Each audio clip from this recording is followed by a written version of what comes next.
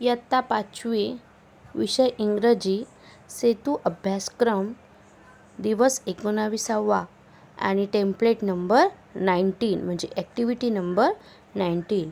बघा विद्यार्थ्यांनो, ह्या पानावर आपल्याला काही सूचना दिल्या आहे आणि ह्या सूचना मी तुम्हाला ॲक्टिव्हिटी सोडवताना सुद्धा सांगेन.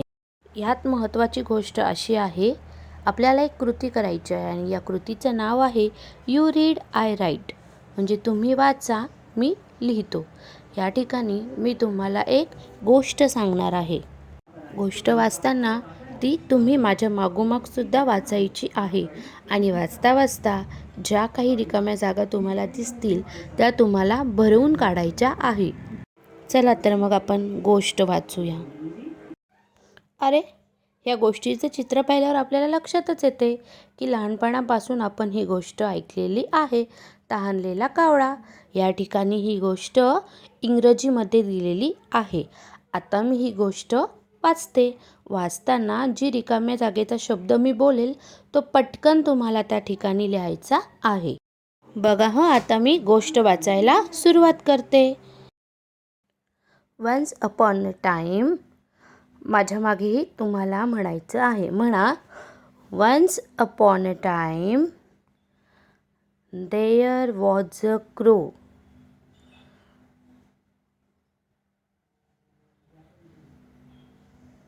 ही was very thirsty.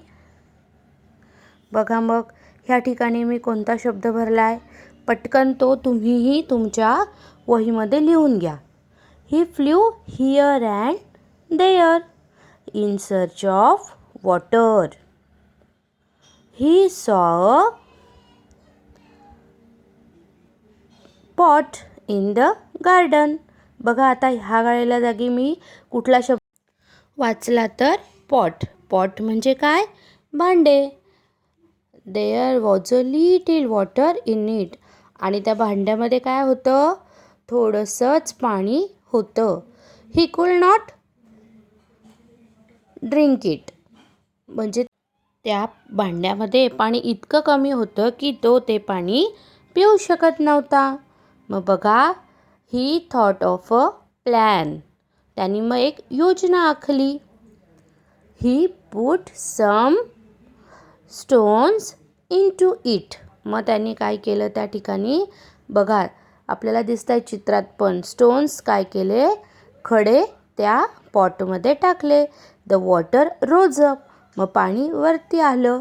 He drink it and बघा शेवटी काय येईल? Flew away. मग त्याने ते पाणी पिलं आणि उडून गेला. झाल्या का लिहून रिकाम्या जागा? अशाच पद्धतीने विद्यार्थ्यांनो त्यांनी तीच गोष्ट दिलेली आहे, परंतु ह्या ठिकाणी थोड्या वेगळ्या रिकाम्या जागा आहेत. बघा मी वाचते ती गोष्ट. Once upon a time there was a crow.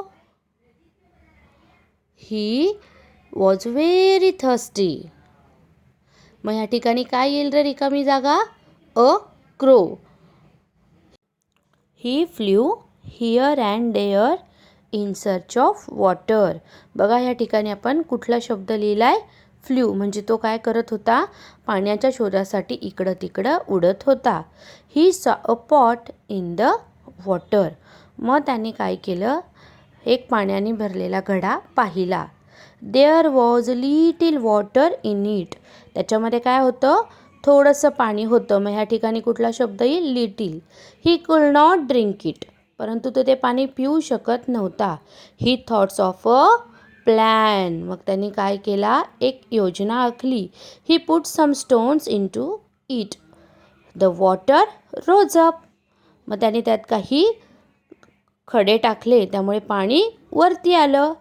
He drank it and flew away. मग तो पाणी पिला आणि उडून गेला. अशा पद्धतीने विद्यार्थ्यांनो आपण काय केलेले आहे?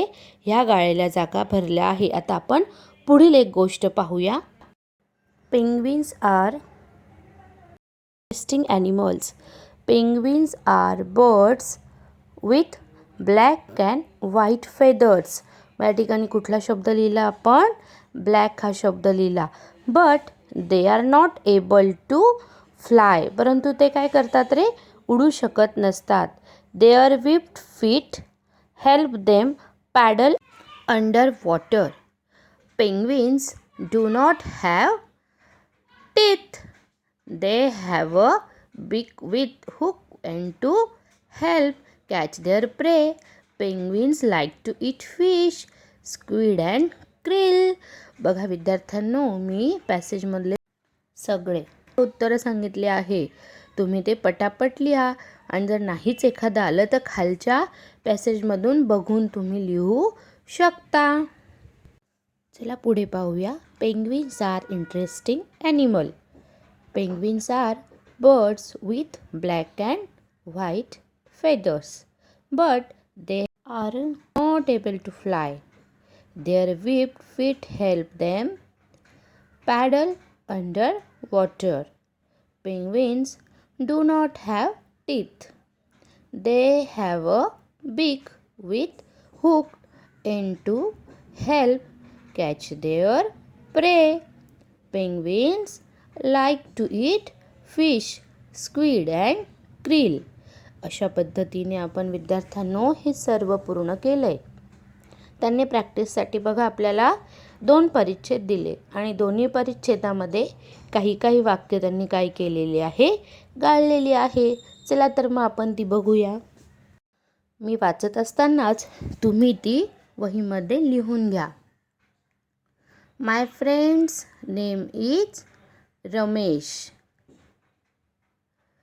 He is 10 years old. He has one brother and one sister. His brother's name is Vinesh and sister name is Vidya. Ramesh has got one bicycle, 2 bats and 1 racket. His favorite game is cricket. He has a happy boy. चला आता दुसऱ्या परिच्छेदातील रिकाम्या जागा भरू. मी वाचत आहे, तुम्ही वाचताच लक्षपूर्वक ऐकायचं आहे आणि वहीमध्ये व्यवस्थित लिहून घ्यायचं आहे. बघा मी वाचते. My friend's name is Ramesh. He is 10 years old.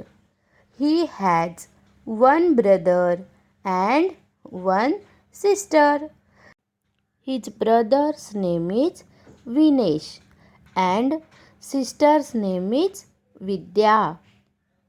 Ramesh has got one bicycle, 2 bats and 1 racket. His favorite game is cricket. He is a happy boy. समजले ना विद्यार्थ्यांनो आपण काय कृती केलेली आहे ते? मी परिच्छेद वाचला आणि तुम्ही तिथे ज्या गाळलेल्या जागा होतात त्या भरून काढल्या. बघा पुढे त्यांनी आपल्याला एक्सटेन्शन ॲक्टिव्हिटी, पॅरलल ॲक्टिव्हिटीमध्ये एक पुन्हा परिच्छेद दिलेला आहे आणि कंसामध्ये काही शब्द दिलेले आहे. कंसातील हे शब्द वापरून आपल्याला गाळलेल्या जागा भरायच्या आहे. मी वाचते बघा. Water, rain, vapour, clouds, drops and अर्थ. अर्थ पहा. वॉटर म्हणजे पाणी, रेन म्हणजे पाऊस, वेपर म्हणजे वाफ, क्लाउड्स म्हणजे ढग, ड्रॉप्स म्हणजे थेंब आणि अर्थ म्हणजे पृथ्वी. अशा पद्धतीने आपल्याला ह्या शब्द ह्या खालील परिच्छेदामध्ये भरायचे आहे. मी वाचते बघा. What is the name for water falling from the sky? It is. काय येईल मग इथे? ढगातून जो पडतो त्याला आपण काय म्हणतो? सांगा बरे. बरोबर, रेन. ही रिकामी जागा येईल मग rain. Rain falls from clouds. पाऊस कशातून पडतो तर? ढगातून. मग इथे येईल clouds. Clouds are from by vapour. मग हे क्लाउड कशाचे बनतात रे? तर वाफेचे. म्हणून इथे कुठली गाळलेली जागा भरली जाईल? Vapour. That we can not see in the air. आणि आपण ते हवेमध्ये पाहू शकत नाही. There are lots of drops of water in the clouds. म्हणजे ह्या ढगामध्ये खूप असे पाण्याचे थेंब असतात. When the drops get heavy, they fall to the काय लिहिते अर्थ. मग काय होतं, ज्यावेळेस ते क्लाउड्समधले ड्रॉप्स हेवी होतात मग ते अर्थवर पडायला लागतात. Then it's rain. त्यालाच आपण काय म्हणतो, पाऊस असे म्हणतो. अशा पद्धतीने विद्यार्थ्यांना आपण हा पण पॅरेग्राफ पूर्ण केला आहे. आणि इव्हॅल्युएशनसाठी बघा आपल्याला काय दिलं आहे. रीड अलाउड गिवन कार्ड्स वाचायचे आहेत. Fish are animals that live in water and breathe using gills. Water goes in through the mouth and out through gills which take oxygen from the water. Most fish swim by moving their tail left and right. There are many kinds of fish. Some fish have bones. Other fish like sharks have no bones, only cartilage. The biggest fish in the world is the whale shark. The whale shark can grow to 46 feet in length and can weigh up to 15 ton. चला, अशा पद्धतीने तुम्ही याची activity सोडवा. सगळं जे काही मी वाचायला सांगितलं ते वाचा आणि छान छान अभ्यास करा.